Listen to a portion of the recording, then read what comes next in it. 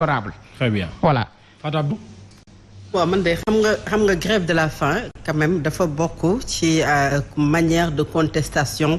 des détenus parfois politiques ni ñu koy dippee parce que Mahatma Gandhi def na ko ci atum 1932 mu def grève de la faim boo xam ne toll na ci ñaar fukki fan ak benn parce que daf doon ñaawlu anam gi nga xam ne moom la ñu ko tegee loxo ñaawlu doxalin bi ci wàllu ku yoon ñaawlu doxalin bi également ci wàllu politique ci dëkkam Martin Luther King également bi muy xeex li nga xam ne mooy ségrégation raciale moom aussi def na li nga xam ne mooy grève de la faim entre autres ñoo xam ne def nañu ko am na ci ñoo xam ne kenn ñaanu ko yàlla li ñu mujj moom mooy sax ñàkk ci seen bakkan parce que grève de la faim bu toll parfois ci 66 jours aux États-Unis maintenant aujourd'hui su fekkee ne ñoom dañu ko jël comme méthode parce que c'est une méthode qui a toujours quand même réussi parfois ci ñi nga xamante ne jotoon nañu ko def ci année yu yàgg yi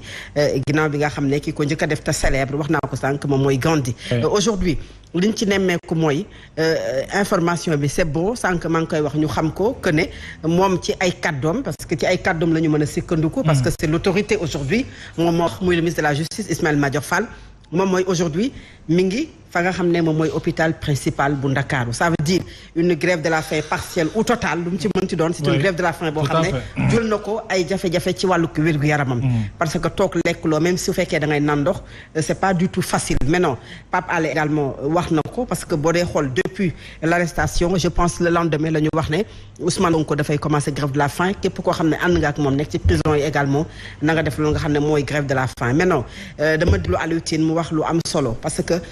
lu mu ci mënti doon on peut pas entrer dans les détails en ce qui concerne ce dossier bi nga xam te ne mi ngi ci justice parce que wax nañ ci liñ ci waroon wax par rapport ak arrestation bi par rapport ak li nga xam ne moo tukkee ci procureur ak communiqué bi li nga laajte moom mooy grève de la faim Alioune Tine li mu ci wax leer na moom mooy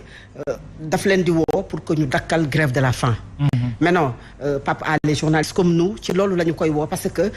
bu fekkee ne également da nga nekk ci détention déjà rek dafa metti boo ci tegee di bañ a lekk bañ a naan mu lay affaiblir sa santé loolu mën naa dem a dem sax ba daanaka yow kattan pour résister doo ko mën a am te loolu jafe-jafe la ci ñoom ñëpp ñi nga xamante ñi ngi ci kaso bi ak kum ci mënti doon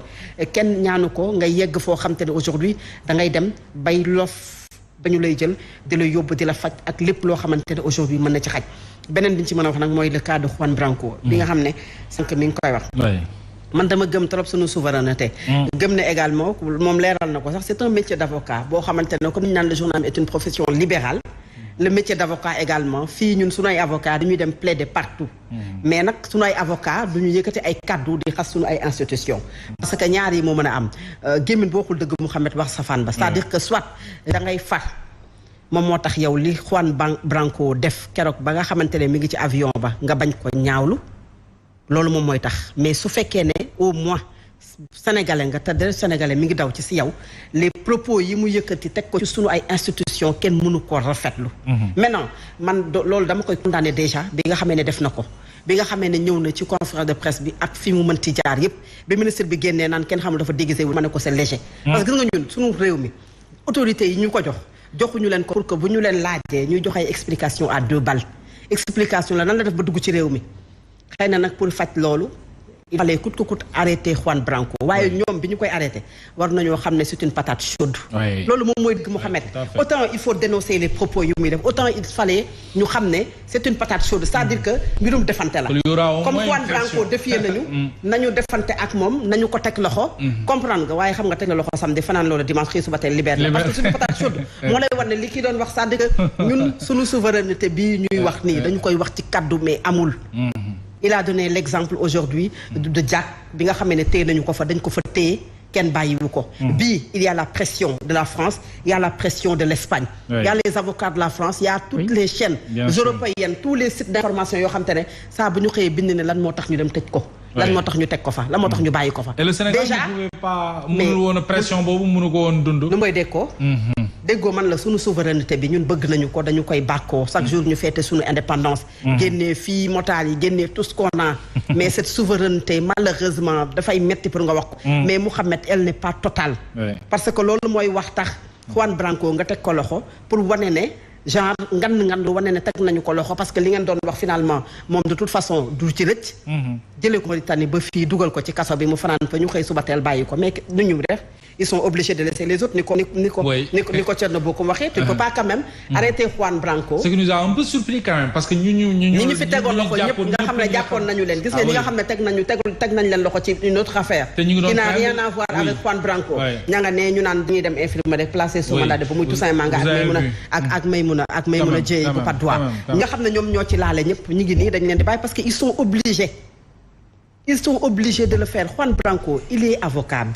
beneen bi il est activiste boo demee Google boo tapee turam dañ naan la activiste français et avocat franco-espagnol donc kooku parfois il est dans son rôle mënul def comme li nga xam ne moom la maître Bamba Cissé def ko ndax maître Bamba Cissé il est tout simplement avocat il n'est pas activiste maintenant keneen ku ko ngemb wala nga faral ko là tu es libre mais quand il s'en prend à nos institutions il faut quand même oser lui dire stop quand le Sénégal également di wane ne moom mi ngi def effort pour teg ko alors que fii lay mujjee il faut leur dire que ne c'était juste peut-être maquillé pour wane ne ñun kat nous sommes souverains mais en réalité il y a pas cette souveraineté dont on parle parce que ban nañ ko ils sont obligés de bàyyi ko parce que bu ñu ko bàyyiwul doo xam lan moo mën a nekk ci suuf il y a cette pression bi nga xam ne am na ci tey foofu la ñu mujjee sans que Ibrahima Pouye mi ngi koy wax dañu yegg ci situation boo xam ne man damaa mës a gëm man entre ce qui ko parce que nag dëkk gaa day am yoon le pouvoir judiciaire est là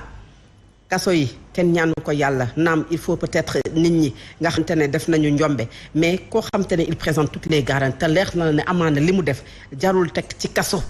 loolu moom moo tax ñu teg fii li nga xam ne mooy les contrôles judiciaires et les libertés provisoires d'autant plus que ne gis nañu fii Sénégal ñoo xamante ne dañoo détourné ñu may leen liberté provisoire tey ñi ngi nii di doxantu di dem ak a ñëw gis nañ fi ñoo xamante ne ils ont fait beaucoup de bêtises détournement de deniers publics anamu tey kenn xamul fan la mujjee rapport Cour des comptes mi ngi nii bañ ne carrément ba tey jox nañu ko le procureur de la République Mohamed fi nga ko def tam ça fait presque ñaata 3 semaines bien sûr plus de presque 1 mois ana lan nga ci déggat bien avant ñaata yoon nga toogoon déggoo la ci benn information alors que loolu daanaka mën na rey parce que koppar la boo xam ne sénégalais yi ñoo ko moomoon ñu jël ko dugal ko feneen entre autres délits yoo xam ne ay nit ñi ngi koy def mais ils ne sont pas inquiétés et loolu moom mooy indi cette 2 poids 2 mesures bi nga xamante ne malheureusement am na Sénégal kenn sañu ko wax ces libertés yi nga xam ne bafoué nañu ko boo dee wax sax say mbokk ñu ngi tiit que ne li ngay wax nii koo moytuwul mën nañu la woowal nañ la jël si mais ça fait peur ci dëkk boo xamante ne dañu koy chanter tout le temps ci démocratie ci liberté individualisée collective boo xam ne également dafay ànd ak responsabilité parce que ñëpp loolu la ñu soxla mu nekk ci état de droit malheureusement de plus en plus quand même ñu gis ne mi ngi na sax mais il n'est jamais trop tard pour que quand même ñu retrouver suñu lustre d'antan li ñu amoon nga xamante ne dafa bokkoon ci luy taaral suñu réew ñu tegaat ko au moins ci dëgg nag parce que ki tooñ mënoo fexe li ma naan les 700 détenus yi ñuy tàccu li ñuy wax di ko ñaawlu naan détenu politique la am na ci ñoo xam ne ils ne sont pas exempts de reproches. mais est-ce que loolu buurewul sunu système judiciaire. mais bien sûr ces arrestations. y en a beaucoup Mohamed y en a beaucoup maintenant nag y en a beaucoup mais maintenant nag. ak silo de conséquences. également y en a beaucoup maintenant nag daf cee am ay façons. ceux qui refusent de s'alimenter. est-ce que oui ça fait mal parce que xam nga ñun. li ma naan c'est une forme de protestation qui a réussi à certains. parce que dafay Sénégal dañu am humanisme. am na ci yoo xamante ne peut-être bu ñu déggee ne diw lekkul diw naanul yërmande dafay ñëw bu ñu déggee ne diw loof na ba ñu yóbbu ko hôpital dafay indi benn xol bu naqari ci ñenn ñi nga xamante ne sopp nañ wala bëgg na même ñi la bëggul même ñoo xamante ne sax ànduñu ak yow bu ñu déggee nag quand même Ousmane Sonko un Pape Alé sànq yaa ngi wax keneen Hannibal entre autres bu ñu déggee dañ naan alors que yow yaa ngi lekk yaa ngi naan ça peut rendre triste à certains moo tax ñu naan c'est une forme de protestation qui avait réussi ci ñenn ñi nga xamante ne jotoon nañu ko def comme ay Mahatma Gandhi ak ki nga xamante ne moom wax naa ko muy Martin Luther King entre d'autres organisations et mouvements yoo xam ne tëjoon nañu leen kaso ñu organiser wu def noonu donc foofu loolu moom mooy peut-être tiimal un peu quand je parle de 700 détenus politiques man jàpp ma ne dama ne 700 détenus yooyu ñuy wax c'est vrai que waruñu yegg Sénégal foo xam ne dañuy compter ay détenus ci benn camp mais am na ci ñoo xam ne ils ne sont pas exempts de reproche Mouhamed yow xam nga loolu am na ci ñoo xamante ne dañoo yàqate dañoo toj dañoo def lu baaxul ci àllu jàmm mais y en a qui ont été arrêtés ndax délit d'opinion Fadilou Keïta texte la bind ci Facebook am demander des informations il a été arrêté ki nga xamante ne moom moo nekkoon impôt et domaine fekk Pastef également Bassirou Diomaye Faye arrêté entre autres ñoo xamante ne tey mën nga lim ci ñoo xamante ne yow mënoo ne def nañu délit boo xamante ne aujourd'hui war na mën a tax ñu nekk en prison pendant plus de 4 ou 5 ou 6 mois boobu ba tey amuñu sax une liberté provisoire wala sax contrôle judiciaire bu leen mën a permettre ñu dem liggéey alors qu'ils contribuent quand même ci li nga xamante ne moom mooy yokkute juróom parce que ñi ngi liggéey foofu nga xam ne postam la woon soit day vacant wala keneen moo koy remplacer alors que mi ngi doon liggéey pour Sénégal donc yooyu noonu yëpp laa ne ça on peut éviter ça pas peut-être pour sévir, pas pour montrer que l'État est fort. L'État n'a pas besoin de montrer qu'il est fort. Oui. L'État est fort. Moom dafa mel ne bàyyi ak doom ku ne xam ne ne doom mënta na ci bàyyam loolu genre daanaka wane doole la parce que doom ci kër nga nekk ci sa biir kër bàyyi mu lay dundal di la defal lépp kooku mënoo ko rek c'est juste benn métaphore bu ma teg pour montrer que ne nit amul bàyyi amul pour wan doomam ne ko man je suis fort wala nii laa tawal nii laa mel li nga mën moom mooy say doom nga protéger leen yiit leen fexe ba créer benn climat de confiance malheureusement il y a une rupture de confiance entre ñi nga xam ne ñoom ñoo ñu jiite ak malheureusement une partie de la population pas tout le monde et loolu on peut quand même régler loolu delluwaat ci fexe ba ñu am benn climat de confiance ñu mën a yóbbu ci une élection présidentielle boo xam ne dafay jaar yoon sénégalais mën a dem voter ni ki nga xam ne moom moo ko doy mu jiite ko en 2024 Ibrahima Pouye avant ñu dem jël gis nga Seydina Mohamed je crois que situation bi ñu nekk nii situation bi ñu nekk gënalul kenn oui muy gauche ak droite